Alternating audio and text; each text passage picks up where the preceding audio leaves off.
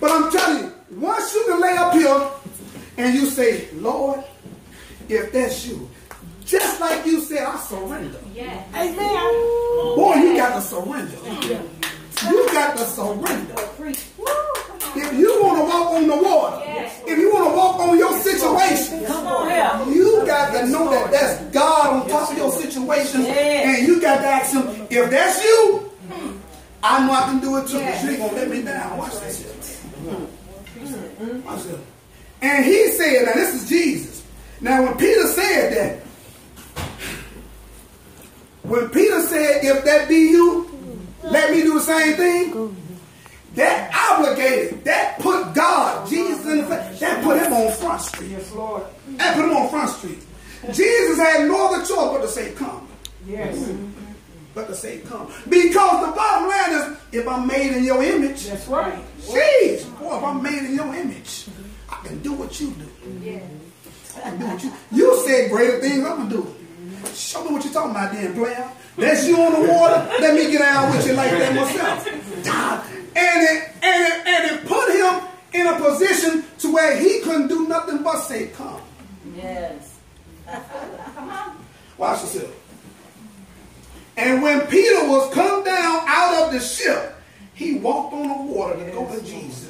It was enough power in that one word that Jesus said, come. It was enough power in that word for actually him to go against nature that he created for a man of God to walk on the water. Yes, Lord. Enough power in that one word, come. If he said, cast all your cares upon him because he cares for you, there's enough in there for you to give your issues to him. That's right. Jesus. But will you get out of the boat with everybody else? That's good. Will you stay in your own circle because you don't want to feel uncomfortable and you don't want to be talked about and you don't want to lose contact with people and you will still be in your situation with them?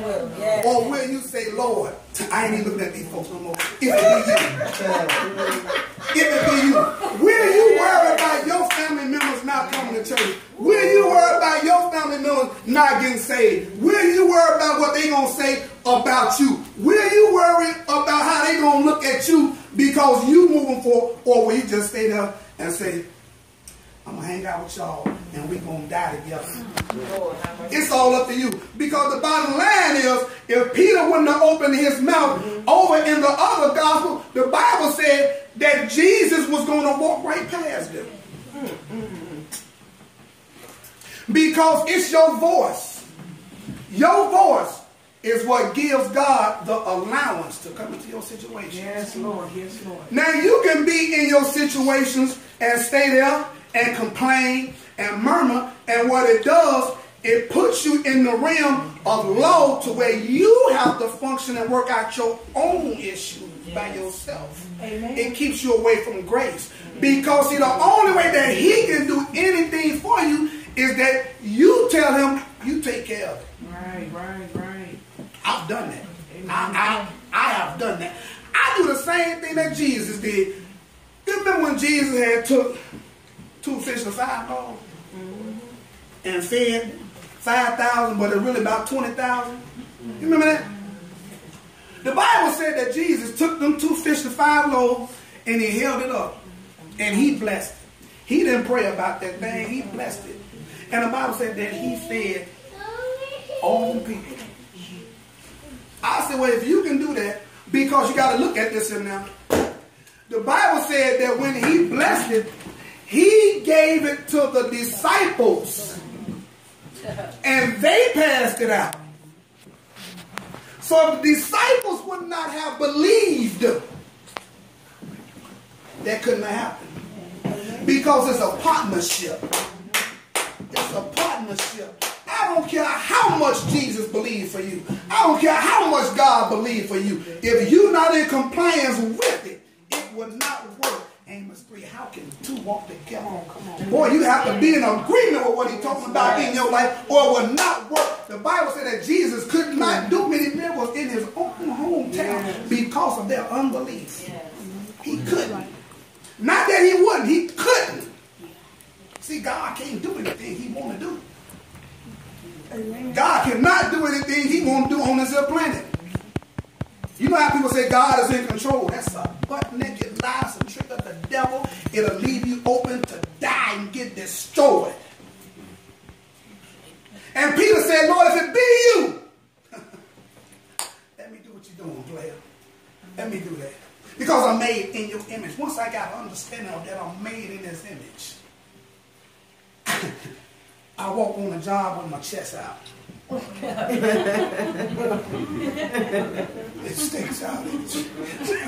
I'm walking on my chest out. Because the bottom line is, I got the mindset of, look here, this place is blessed because I'm here. Amen. This place get contacts and business affairs because I'm here.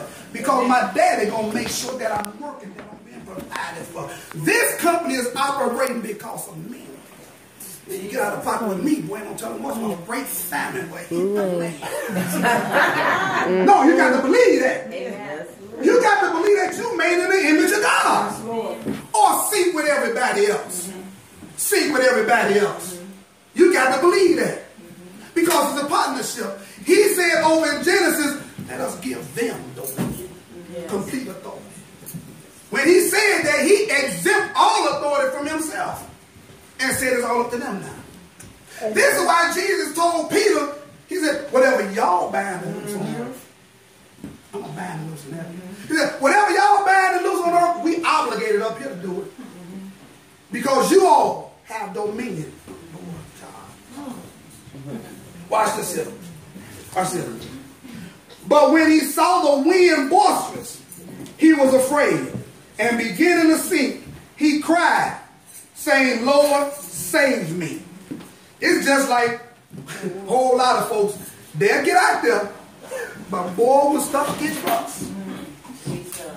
When stuff gets rough. And because of that, see, and the reason why that happened, because you probably heard this story a whole lot of time, but see the inside what God was showing me, the reason why that happened to Peter is because Peter was always trying to earn God's love. While the other apostle, John, this is why the Bible said that he laid on Jesus' bosom, on Jesus' chest. And this is why he was the one that always said, the apostle whom Jesus loved, the disciple whom Jesus loved. Because he received God's love towards him. Peter always tried to earn it. And then when an issue come up, by Peter not having a real tight relationship with him, now he has nothing to stand on. Now he has nothing to stand on. So then it come and it get rough and heavy for him. Now he's looking at the same situations that he was once in the boat with. Now he's trying to actually do it on his own works, on his own strength. And you have no strength over the devil. And he's trying to do it on his own strength. And the Bible said that he began to sink. Because if you try to tackle your situation on your own, your situation will beat you down. Yes, Lord. You ain't got the power to do it. You don't have the strength to beat your own situation. They will kill you. Your situations will kill you. They will kill you. But if you stay focused on Jesus. And now, seeing people always saying, well, Jesus was so loving. He's so loving. And he just didn't go all on people. Jesus is love. Yes. I agree with you totally. Jesus is love. And as a matter of fact, it wasn't the nails that kept Jesus on the cross. It was love. That's the truth. Watch this here. And immediately Jesus stretched forth his hand. See, when you call out to Jesus, even in your foolishness, when you call out to Jesus, that obligates him to come down there. Amen. He will always help you when you call out to him from a pure heart. That's why the Bible says God is not to be mocked. Whatever you sow, you reap. So you try to sow deception, you try to sow this foolishness into God, you will reap that. Because God is looking for some people like Jesus told the woman at the well. He said, you don't know who you worship, but we know who we worship, because they that worship my daddy, you must worship him in two areas, in spirit and in truth. Amen. And in truth. Amen. You can't worship him in your intellect. You can't worship him in your emotions. You can't worship him in your situations. You have to worship him in your spirit, man, knowing that he is God all by himself and that he wants nothing to do but to take care of you. And you have to do it with a truth. You have to go to him and say, God, I don't know how to worship you, but I want to. I don't know how to give you these issues, but I want to. Teach me how to do it. I don't know how to totally depend on you. I've been doing this thing all my life, all by myself. And he'll show you right then and there that that's a lie. You just have not been seeing it, but it's been him all the time providing for you. But your mind has been cloudy and scales have been over your eyes, but then you'll come on the road of Damascus to the end of the issue. I'm like Paul. And then the scales will start coming off your eyes, and then you'll start seeing clearly. Then you'll start seeing Jesus for who he really is. The one who died for everything you will ever go through. The one who went through everything for you. Then you'll see that. And watch what Jesus tell him. Watch this. And immediately Jesus stretched forth his hand and called him and said unto him, O thou of little faith, wherefore didst thou doubt? See, he didn't tell Peter, oh, it's going to be all right, Peter. It's all right, baby. Come on up here, young man. Just try it again. No. Jesus said, man, why did you doubt? Man, your faith dead, man. Man, you've been with me all this time. You done seen me do all this stuff, and you doubt? The Bible says over in Galatians, anything that's not a faith is sin. All right. See, when you murmur and complain about your issues, because you got all these issues and your bills are all up to the ceiling and your husband